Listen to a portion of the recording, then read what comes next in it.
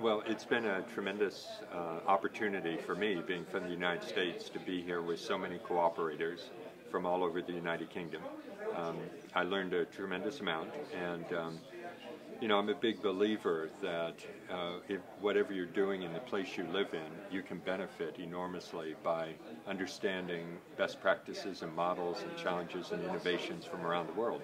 And here are some of the things I learned that I thought were particularly interesting were the commitment among a lot of people to really aggressively, in the best sense, grow the cooperative sector in England from 2% of the economy to 20%. And then seeing what are the trends that are taking place in the country that might assist that. How local councils and authorities can help do that. The trend toward transition economies, which reinforce local communities, which is a very good way to build up cooperative development and so forth. So I've learned a lot that I'll be taking back to the United States and to Cleveland. And I was also gratified people seem really interested in the Evergreen Cooperative Initiative, what we're trying to do in Cleveland.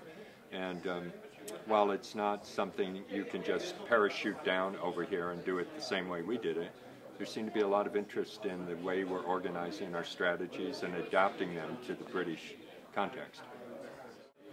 One of the things we recognize in the United States, you recognize it here in England, people all over Europe are understanding, is that we're facing an ongoing financial crisis, and that things maybe are a little bit better than a few years ago, but this is going to be a very long-term problem. But in that challenge that we're facing, there are some really great opportunities in a sense. And one of those opportunities is so many people, and I can speak for America, have really lost faith in large institutions, in big corporations, in the banks. People have felt that they've really been ripped off and lied to. And in that is an opportunity to propose new models and new ways of organizing work and business. And the cooperative offers that. I think it makes a lot of sense to people that, as they say in Mondragon in Spain, in the Basque country, in your system, they say to me, in the United States, you always put capital and financial investment above people and labor. But in our system, in the Basque country, the labor is in first place. Capital is necessary, but we reinforce the rights and the power of workers in our system. That's why we pay better wages, and that's why we don't throw people out into the gutter, and when our companies get in trouble, we all work together. And that kind of model, I think, is something that is going to appeal, and is appealing in the United States now, to an awful lot of people. The other thing that's important about cooperatives is, in general, they're quite locally based. So they reinforce values like community and local economic stability. They reinforce environmental sustainability as well. So for many, many reasons, I think cooperatives as a form of organizing work, it fits very well with where we are in the world right now. The Evergreen model is widely known as a worker cooperative, but in fact, I think what we're creating is a bit of a hybrid cooperative structure. The workers own 80% of the company, but then there's a holding company that is also part of the mix. And the city government participation, our mayor, for instance, in the city of Cleveland, the Economic Development Authority that's part of the public sector, our senator who represents Ohio in the Washington, D.C. in Congress, all of them and their staffs and their agencies have been very involved in this. Without the public sector participation, Evergreen never would have gotten off the ground. So it's an essential element of our strategy.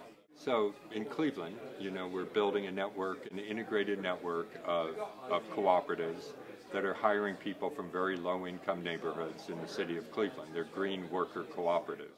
We were all delighted that the Obama administration was reelected. When I was last here in England, it was last October, and no one knew how the election would turn out. The administration has been very supportive of Evergreen.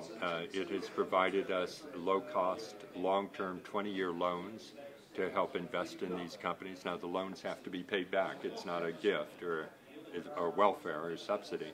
but they've been very generous in that. The administrations help provide us money to clean up what are called brownfields, where you have former manufacturing sites that need to be cleaned up before you can build on them. And we built a large greenhouse on one, and we received support for that. Also, one of the departments within the administration in Washington, D.C. is called the Department of Housing and Urban Development. And that's the part of the government that is really concerned about inner city issues and creating jobs and so forth. And I've been in to brief them a number of times. There's interest at the White House Office of Urban Affairs. There's been a tremendous interest and support. We're hoping that as Evergreen gets more experience and more traction and produces more results, we're still fairly early, but as that happens, we're hoping that it can persuade government officials to begin to change some of their policies and how they relate to communities to help foster this kind of cooperative development like we're doing in Cleveland. We've also developed a piece of what is called in the United States model legislation that will be introduced in the Senate, and it sets up, if it were successful and passed, it sets up a mechanism whereby cities like Cleveland, but other cities that want to get involved in evergreen type development would get funds from the federal government to create a pilot project if they match them locally.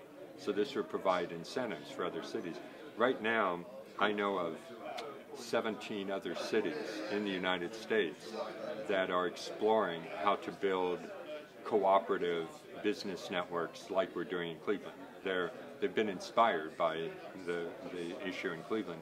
So if there were some additional resources and support for them, that would make a huge difference to this getting to scale.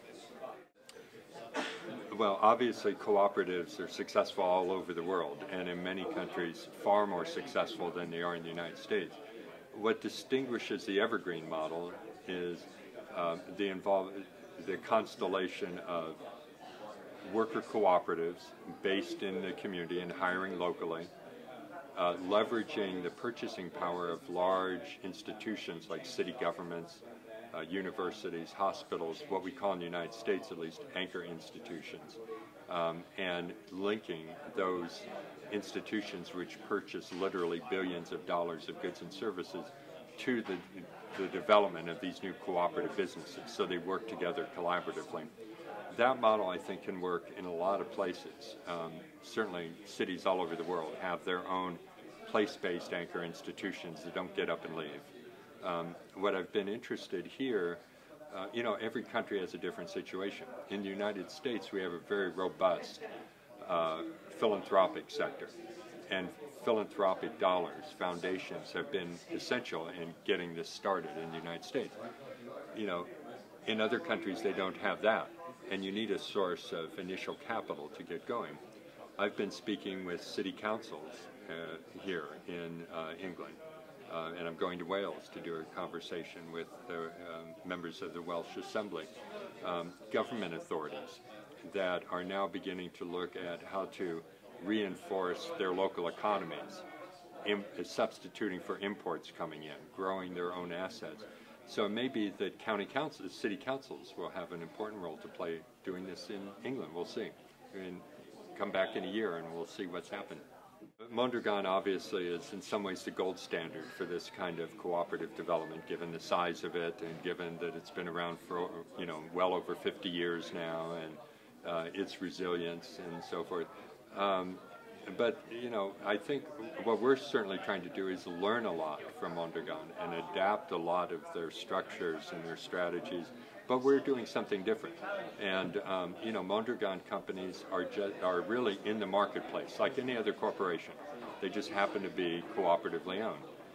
With Evergreen, rather than do that, we're trying to link the businesses to these larger institutions and to the political structure. So in that way, it's a little bit different. But there's no one right way to do this.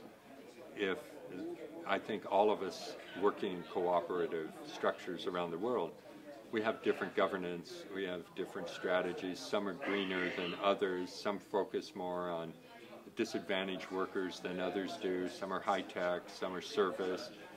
But what we share in common is a set of principles and a belief that the people who contribute the labor to an economic enterprise should be the beneficiaries.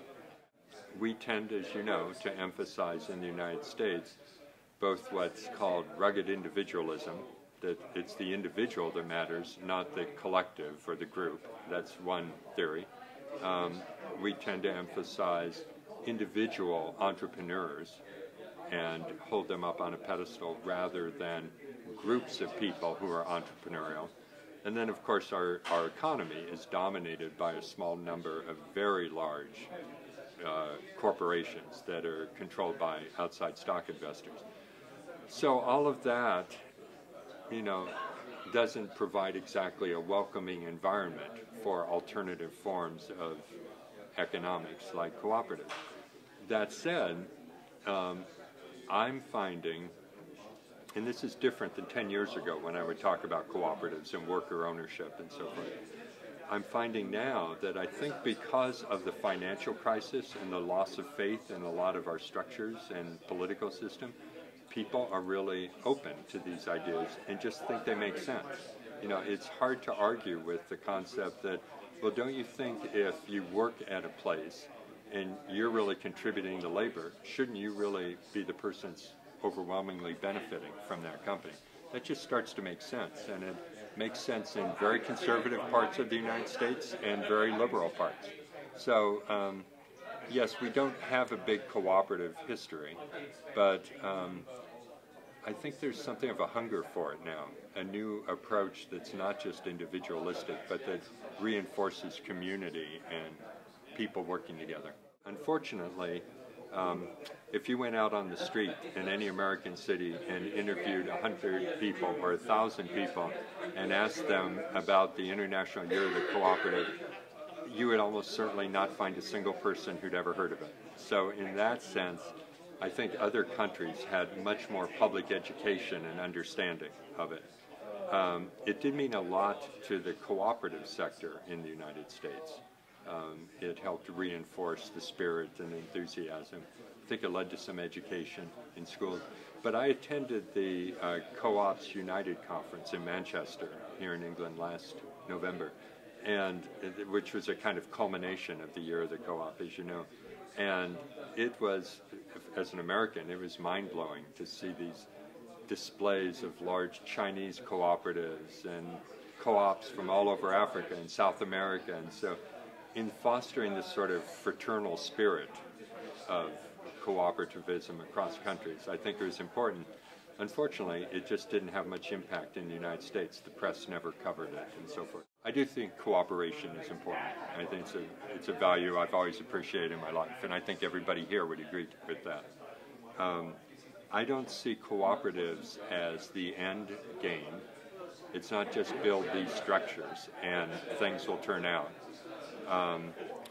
Nor do I think, given the nature of the global economic system now, that just building companies from the ground up, that's sufficient. It's very important to have these models and have them be successful, and they make an enormous difference in people's lives. But I think, for me, this is my view, there's an issue of, there used to be two competing systems in the world. There was capitalism and there was socialism. And socialism didn't win out all that well. And so now there's kind of one system. And I think that system, the question is, how do we get beyond that system? How do you get fundamental systemic change? In the United States, I mentioned last night in my talk, there are just 400 people who own more wealth than the bottom 185 million. 400 people own more wealth than more than half the country in the United States. Now, that's not an anomaly. We have a system with certain structures that produces that result. That result is a logical conclusion of how we've organized our economy. So if we don't want that result, then we need a systemic change that's very deep. Now, cooperative models are part of that, but they're not all of it. They're issues of the banking system incentives and government subsidies. So it's a very big change. A friend of mine wrote a book. He's a political economist. He's an American. He wrote a book called America Beyond Capitalism. And that's sort of the question for us in the United States. Can we think beyond our current system? And I guess I'd conclude with this one thought. You know, when you're inside a system like capitalism in America, especially if there's no competing vision of another system, it really seems like it's almost descended from heaven. You know, it's just, this is the natural order of things. But if you look at the span of history, you know, probably at one point, people living in Egypt 3,000, 4,000, 5,000 years ago with the pharaoh thought that was the only kind of system you could imagine. You know, in the Middle Ages, people thought the feudal system was the only system. So systems come and go all the time. Cooperatives are part of the new system, but I don't think they're the entire answer.